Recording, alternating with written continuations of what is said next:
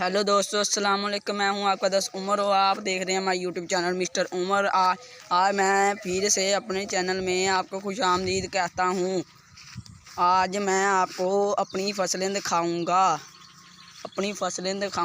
देख, मैं आपको अपनी फसलें दिखाता हूं। चलो कि हमारी फसलें कौन कौन सी हैं।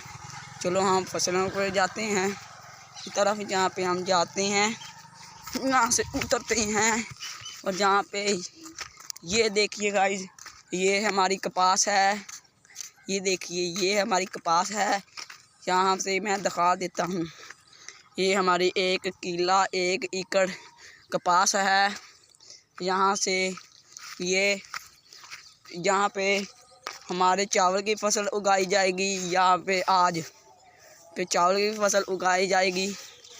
ये है और आगे भी मैं आपको शेयर ज़रूर करता हूँ, बता